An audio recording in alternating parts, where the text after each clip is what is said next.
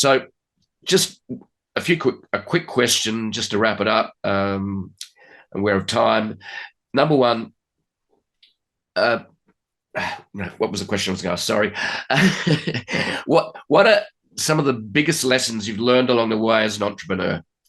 What are some of the biggest questions that you've had and challenges you've faced? What's some top tips for other entrepreneurs that are in the trenches, having trouble growing, having trouble building technology, raising money? What are some of the top tips that you've learned along the way that you can Yeah. share?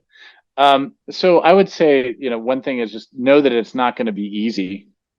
So just be prepared for that. You got to love it because it's not going to be easy. And if you wake up every day and you don't love it and it's not easy, then that's the definition of a bad life, right? Exactly. So know that it's not going to be easy. Just get yourself mentally prepared for that and realize that, every day you gotta fight, and every day something's going to go wrong. And sometimes it's not just one thing; it's two or 10 things, and so be ready for that. I would say that's one thing. Another thing is, I learned this. I watched Mark Benioff, up close for the first decade of my real career at Salesforce, and he was really chill.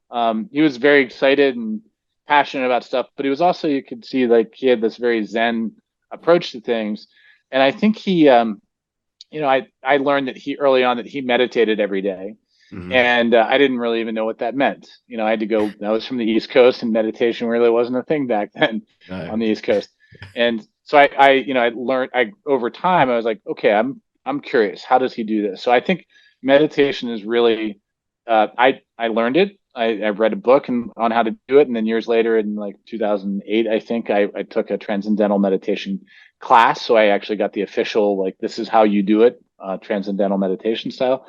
And I think that's super helpful because, it going back to lesson number one, it's going to be hard, right? Lesson number two is you can look at hard any way you want to look at hard. Hard can mean like, oh no, this is so hard and my life's miserable. Or you can look at hard like, hey, I'm learning so much today. And, this challenge is a fun challenge that, gives my life meaning. And I want to rise to this challenge and learn the lessons that there are to learn from it and then succeed. And so I think meditation puts you in that frame of mind every day to do that. So I would say if you're going to be an entrepreneur, be a meditator for sure. Yeah. Do that. I could probably dig up some more lessons, but those are two good ones.